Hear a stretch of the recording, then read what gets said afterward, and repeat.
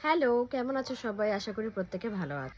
বাচ্চাদের সঠিক বয়স কখন, যখন আমরা বুঝবো যে বাচ্চাদেরকে স্কুলে দেওয়া উচিত। দেখো, অনেকেই মনে করবে যে 3.5 বছর 4 বছর পারফেক্ট বয়স বাচ্চাদেরকে স্কুলে দেওয়ার জন্য, কারণ তারা অনেকটা ম্যাচিওর হয়ে যায় সেজন্য। কিন্তু আমি আমার পার্সোনাল লাইফ দিয়ে এবং স্কুলে যে অ্যাজ আ টিচার হিসাবে যেটা আমি বুঝেছি সেটা আমি তোমাদের সাথে শেয়ার করতে এসেছি।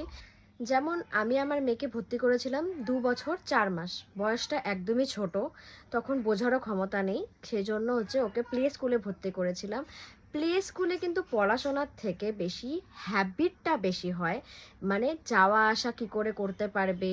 হ্যাঁ, প্রথম 1 মাস ধরো বাচ্চা কাঁদে, মা বাবাকে সেখানে থেকে ধৈর্য ধরে কিন্তু এই বয়সটা যদি পার করে আসা যায়, তাহলে কিন্তু অনেকটা বাচ্চাদের যখন নার্সারিতে ওঠে, যেরকম যারা প্লে থেকে নার্সারিতে উঠেছিল তাদের আর যারা একদম ডাইরেক্ট নার্সারিতে ঢুকেছিল তাদের দুজনের মধ্যে কিন্তু পার্থক্যটা অনেকটা বেশি ছিল।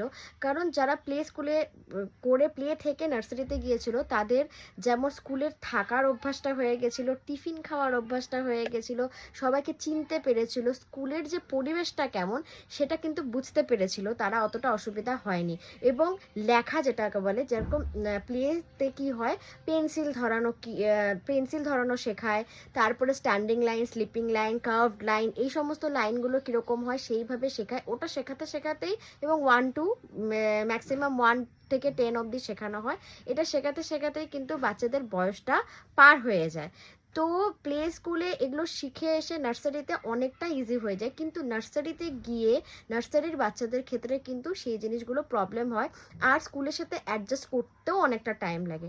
তাই যদি ধৈর্য ধরে 2.5 বছর থেকে 3 বছরের মধ্যে বাচ্চাদেরকে স্কুলে ভর্তি করানো হয়, তাহলে কিন্তু অনেকটা বেটার হয়। আমার এক্সপিরিয়েন্স কিন্তু সেটাই বলে।